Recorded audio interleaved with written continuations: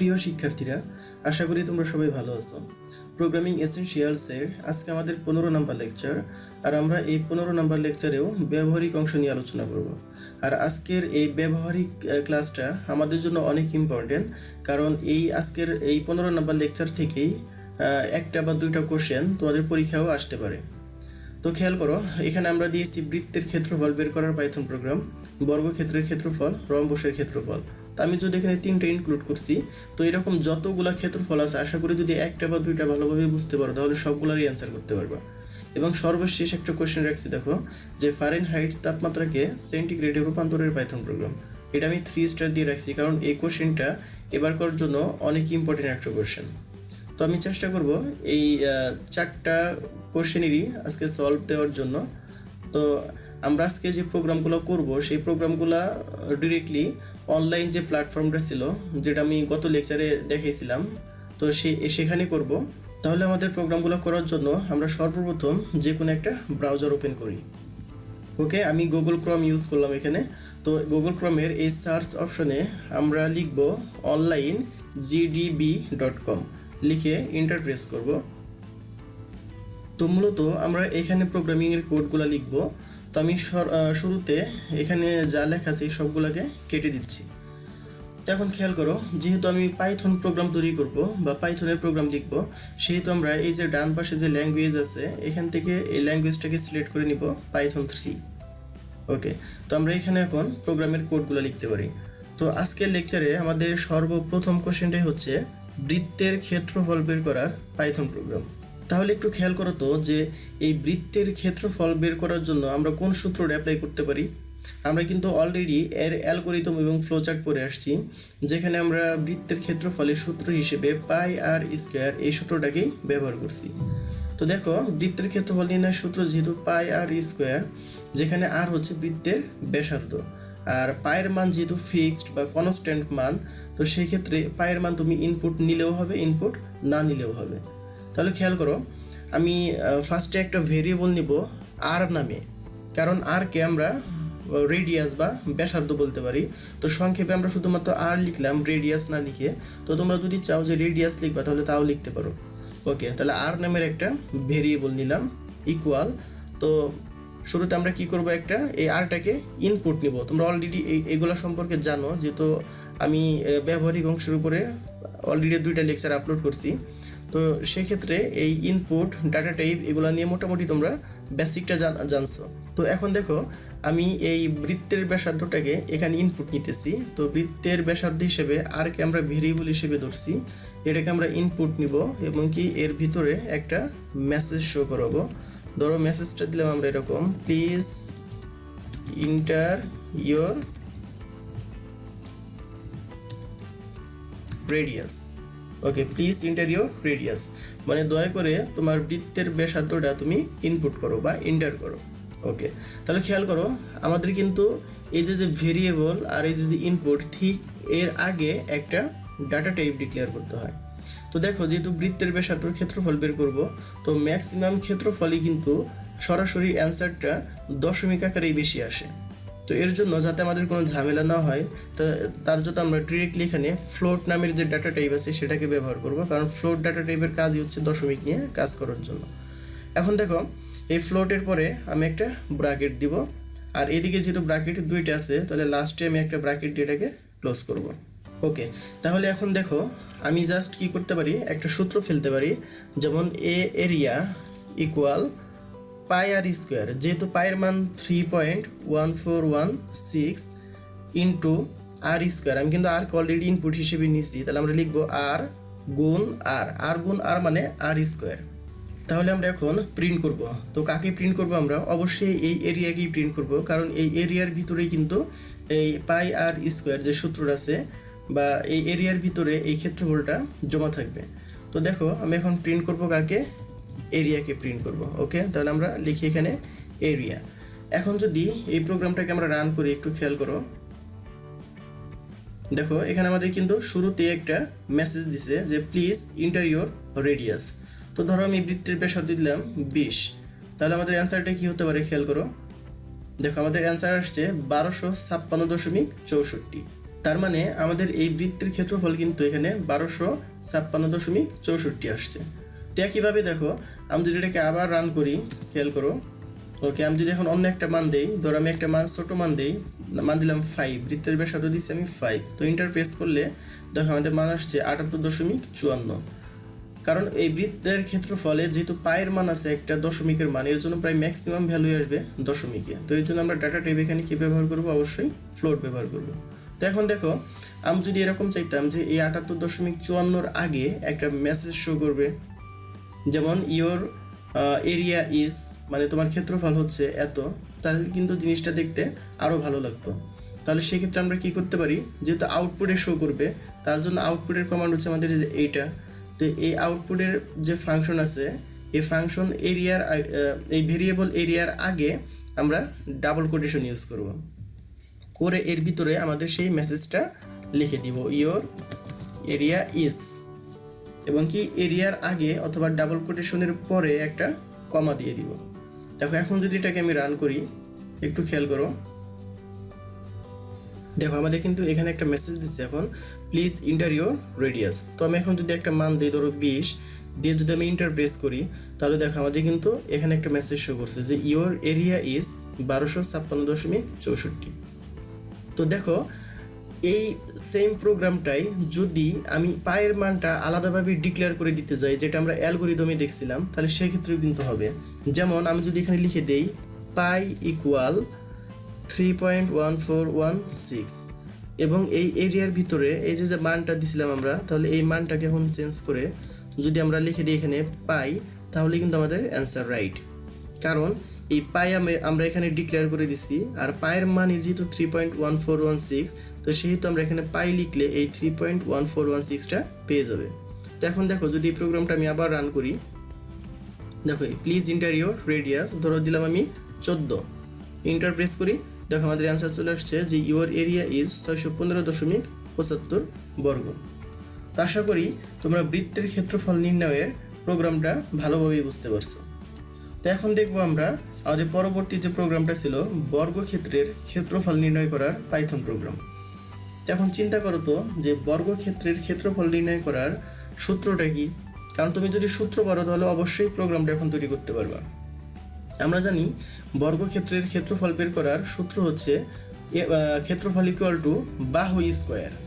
তো দেখো যেহেতু ক্ষেত্রফল ইকুয়াল টু বাহু স্কোয়ার, তার মানে আমাদের কিন্তু এখানে ইনপুট দিতে হবে অনলি একটা বাহুকে, আর সেই বাহুকে আমরা পরবর্তীতে প্রসেস আকারে স্কোয়ার দিয়ে বা বাহু ইন্টু বাহু দিয়ে প্রসেস করব। তাহলে সেক্ষেত্রে কিন্তু আমরা অ্যান্সারটা পেয়ে যাব। তাহলে দেখো আমি এখানে আর এর জায়গায় বাহু, যার ইংলিশ হচ্ছে আর্ম, ARM, আমি এই বাহুকে নিলাম। একইভাবে প্লিজ ইন্টার ইউর আর্ম, ওকে। আমার তো এখানে পায়ের মান লাগতেছে না, তাহলে আমরা পায়ের মানটাকে এখান থেকে কেটে দেই। তাহলে আমরা লিখবো এরিয়া ইকুয়াল টু, যেহেতু বাহু স্কোয়ার, তাহলে আমরা লিখবো এখানে আর্ম ইন্টু আর্ম। এখন আমরা প্রিন্ট করব ইওর এরিয়া ইজ এরিয়া, ওকে। তো দেখো এই জাস্ট 3 লাইনের প্রোগ্রাম আমি যদি এখন রান করি,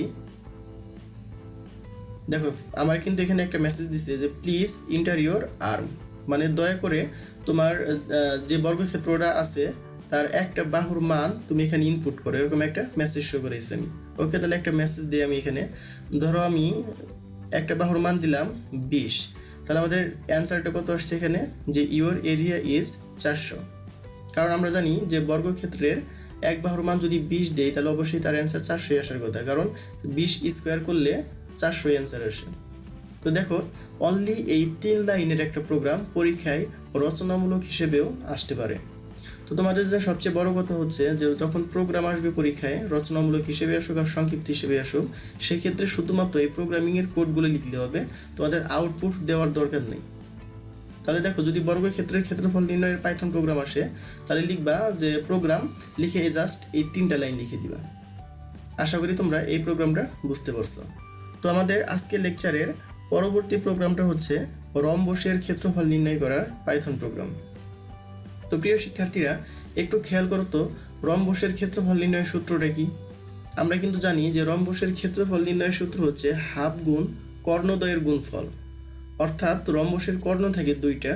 তো নর্মালি আমরা যখন ম্যাথ করতাম, ম্যাথ 3-তে এই রম্বসের ম্যাথগুলো যখন করতাম তখন কিন্তু আমরা কর্ণগুলোকে D1 এবং D2 ধরতাম। তো তুমি যে কোনো নামেই ধরতে পারো, তো প্রোগ্রামে আমরা এই D1 এবং D2কে কর্ণ হিসেবে ধরবো।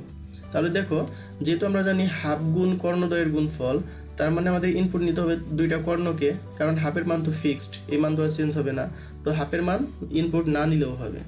তাহলে সেক্ষেত্রে ধরো আমি D1 একটা কর্ণ নিলাম, ইকুয়াল এটাকে আমরা কি করব, ইনপুট একটা মেসেজ শো করাইলাম, আমরা লিখলাম আমরা please enter your first D1। ওকে, তো আমরা D1কে আমরা কর্ণ হিসাবে ধরতেছি এখানে। একইভাবে আমরা আরেকটা ইনপুট নিতে পারি এখানে, D2 নামের একটা কর্ণ, এটাকে আমরা সেমভাবে ইনপুট নিব এবং ভিতরে একটা মেসেজ শো করাবো, please inter your second D2। ওকে, তাহলে আমরা একটা কর্ণ নিলাম এখানে আরেকটা কর্ণ নিলাম। ও সরি, আমরা শুরুতে একটা ডাটা টাইপ ডিক্লেয়ার করব। তো ডাটা টাইপ হিসেবে আমরা এখানে ফ্লোট নিলাম। ওকে, এখানে একটা ব্র্যাকেট ক্লোজ করি আমরা। একইভাবে এখানে একটা ফ্লোট টাইপের ডাটা টাইপ নিলাম, এটাকে এখানে আমরা ক্লোজ করলাম। ওকে, তাহলে এখন দেখো আমি কিন্তু এরিয়ার সূত্রটা ফেলতে পারি এখানে, এরিয়া ইকুয়াল টু হাফ গুণ কর্ণদ্বয়ের গুণফল। হাফ হচ্ছে এখানে 0.5 গুণ কর্ণদ্বয়ের গুণফল, মানে D1 গুণ D2। ওকে, তো আমরা এখন প্রিন্ট করব কাকে, জাস্ট এই এরিয়াকে প্রিন্ট করব। ওকে, দেখো আমি যদি এটাকে এখন রান করি, দেখো ফার্স্টে আমাদের মেসেজ দিচ্ছে please enter your first D1। ওকে, আমি ফার্স্টের D1 বা ফার্স্টের যে কর্ণটা আছে তার একটা মান দিলাম ধরো 15। Okay, please enter your second D2, তার মানে আমরা আমাদের দ্বিতীয় কর্ণের মান চাইতেছে, তো আমি দ্বিতীয় কর্ণের মান দিলাম এখানে ধরো 20। তো খেয়াল করো আমাদের D2 পরে কিন্তু আমরা কোনো কোলন দিই না, এই দেখো প্রোগ্রামে কোনো কোলন ইউজ করি না, এর জন্য সংখ্যাটা একদম লেগে গেছে। তো আমি এখানে একটা কোলন অ্যাড করে আসি আগে। এখন দেখো এই প্রোগ্রামটাকে যদি আমরা রান করি, তাহলে খেয়াল করো আমাদের ফার্স্টে একটা মেসেজ দিচ্ছে please enter your first D1। তো আমি ফার্স্ট D1-এ ধরো মান দিলাম 15, ইন্টার। আবার পরে মেসেজ দিচ্ছে please enter your second D2। Okay, second D2-র মান দিলাম ধরো 20। তো আমি যদি এখন ইন্টার প্রেস করি, আমাদের অ্যান্সার আসছে দেখো 150। আশা করি তুমি এই ক্ষেত্রফলটাও বুঝতে পারছো। আর যদি তুমি 150-এর আগে একটা মেসেজ শো করাইতে চাও, তাহলে জাস্ট এই যে এরিয়ার আগে তুমি ডাবল কোটেশন ইউজ করো। ওকে, এখানে লিখে দাও ইওর এরিয়া ইজ, ডাবল কোটেশনের পরে একটা কমা দিয়ে দাও। ওকে, এখন রান করো, দেখো চলে আসছে please enter your first D1, ধরো 50, 60। তাহলে দেখো আমাদের ক্ষেত্রফল আসছে 1500। আশা করি তোমরা রম্বসের ক্ষেত্রফলও বের করতে পারবা। তো এরকম ছোটোখাটো যতগুলা ক্ষেত্রফল আছে, আশা করি সবগুলাই তোমরা যদি সূত্র পারো তাহলে অ্যান্সারটা করতে পারবা বা প্রোগ্রামটা লিখতে পারবা।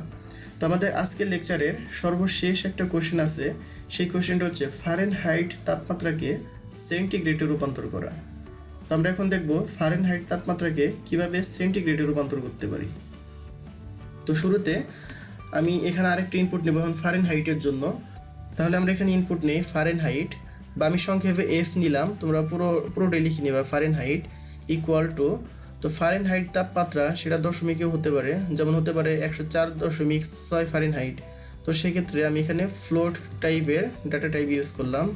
ওকে, তারপর আমরা এখানে কি করব, ইনপুট নিব। ইনপুটের ভিতরে আমরা লিখলাম please enter your Fahrenheit temperature. Okay, তার মানে আমি এখানে বুঝাইছি যে তুমি দয়া করে তোমার ফারেনহাইট যে তাপমাত্রাটা আছে সেটাকে ইনপুট হিসেবে দাও। তো যখন ফারেনহাইট তাপমাত্রাকে ইনপুট হিসেবে দিবে, তখন আমরা এই ফারেনহাইটকে জাস্ট সেলসিয়াসে রূপান্তর করব। তো সেলসিয়াসের আমি সি লিখলাম এখানে, তোমরা পুরোটা লিখে নিবা।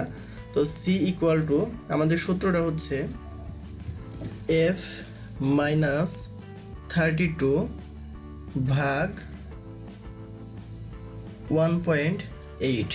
আশা করি তোমরা এই সূত্রটা সম্পর্কে জানো, কারণ আমরা জানি যে ফারেনহাইট তাপমাত্রাকে যখন সেন্টিগ্রেডে রূপান্তর করব তখন এই সূত্রটাই ফেলতে হয়। এখানে F মানে এই যে মানটাকে আমরা ইনপুট নিব সেই মানটা এখানে আসবে, এবং কি সেই মান থেকে 32কে বিয়োগ দিয়ে 1.8 দ্বারা ভাগ করবে, ভাগ করলে যে অ্যান্সারটা আসবে সেটা হচ্ছে সেন্টিগ্রেডের মান। তাহলে দেখো আমরা এখানে কাকে প্রিন্ট করবো, এখন প্রিন্ট সি কে প্রিন্ট করব, তাহলে সি। ওকে, তাহলে দেখো আমি যদি এটাকে রান করি, দেখো এখানে আসছে please enter your Fahrenheit temperature. Sorry, এখানে ফারেনহাইট বানানটা ভুল আছে। ওকে, যাই হোক আমি পরে সংশোধন করে দিতেছি। তো খেয়াল করো আমাদের এখানে একটা ফারেনহাইট টেম্পারেচার যাচ্ছে। তো ধরো আমি দিলাম 102.15। খেয়াল করো আমি এখানে একটা টেম্পারেচারের মান দিচ্ছি 102.15। আমি দেখব এই 102.15 ফারেনহাইট টেম্পারেচারটা সেন্টিগ্রেডে মান কীরকম আসে। আর আরেকটা জিনিস খেয়াল করো, আমরা যখন জ্বর মাপি সাধারণত থার্মোমিটারের সাহায্যে, সেই জ্বরটা কিন্তু এই ফারেনহাইটেই থাকে, যদিও সেন্টিগ্রেডের ভ্যালু থাকে ওইখানে, বাট আমরা কিন্তু ম্যাক্সিমামে ফারেনহাইটে চিন্তা করি যে 102 ডিগ্রি বা 104 degree.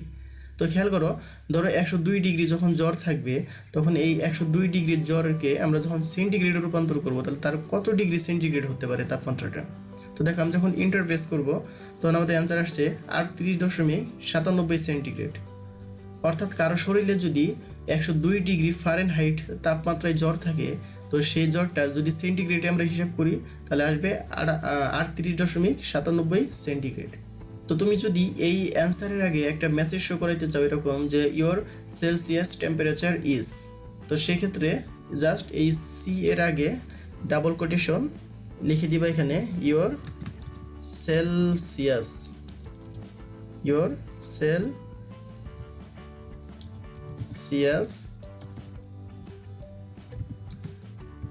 Temperature is. Okay, double কোটেশনের পরে একটা কমা সি। দেখো এখন যদি এটাকে আমরা রান করি, তাহলে অ্যান্সার কি আসবে, প্লিজ ইন্টার ইউর টেম্পারেচার। ওকে, দিলাম 104 ডিগ্রি। ইন্টার প্রেস করি, দেখো your Celsius temperature is 40 degree. অর্থাৎ কারো শরীরে যখন 104 ডিগ্রি ফারেনহাইটে জ্বর থাকে, তো সেই জ্বরটা যদি সেন্টিগ্রেডে পরিমাপ করি, তাহলে 40 ডিগ্রি সেন্টিগ্রেড আসবে। আশা করি এই ফারেনহাইট তাপমাত্রাকে সেন্টিগ্রেডে রূপান্তর করার পাইথন প্রোগ্রামটা তোমরা বুঝতে পারছো। তো মোটামুটি আমাদের আজকের লেকচারে যে প্রোগ্রামগুলো নিয়ে আলোচনা করার কথা ছিল, তো আমি প্রায় সবগুলো প্রোগ্রাম নিয়ে আলোচনা করছি। তো এরকম ছোটোখাটো যতগুলো প্রোগ্রাম আছে, আশা করি তুমি যদি নিজে থেকে চেষ্টা করো, তাহলে সেগুলোর অ্যান্সার বের করতে পারবা। তো আমি আশা করতেছি যে তোমাদের বইয়ের যে ব্যবহারিক অংশ আছে, সেই ব্যবহারিক অংশ থেকে ছোটোখাটো যে প্রোগ্রামগুলো আছে, সেই প্রোগ্রামগুলো নিজে নিজে প্র্যাকটিস করবা। আর বইয়ে যেভাবে আছে ঠিক ওইভাবেই যে প্র্যাকটিস করতে হবে এরকম না, তুমি তোমার মতো করে প্র্যাকটিস করবা। যেমন এই যে প্রোগ্রামগুলো আমি ছোটো ছোটো করে দেখানোর চেষ্টা করছি, তুমি এভাবেই নিজের মতো করে লেখার চেষ্টা করবা। আর এই ফারেনহাইট তাপমাত্রাকে সেন্টিগ্রেডে রূপান্তরের প্রোগ্রামটা অনেক ইম্পর্টেন্ট একটা প্রোগ্রাম, জাস্ট এই 3 লাইনের প্রোগ্রাম। তা আশা করি প্রোগ্রামগুলো তোমরা বাসায় প্র্যাকটিস করবা, না হয় ভুলে যাবা। তো আগামী লেকচারে আমরা অধ্যায় 4 নিয়ে আলোচনা করব। তো আগামী লেকচার দেখার আমন্ত্রণ জানিয়ে আজকে এখানে বিদায় নিচ্ছি। আল্লাহ হাফেজ।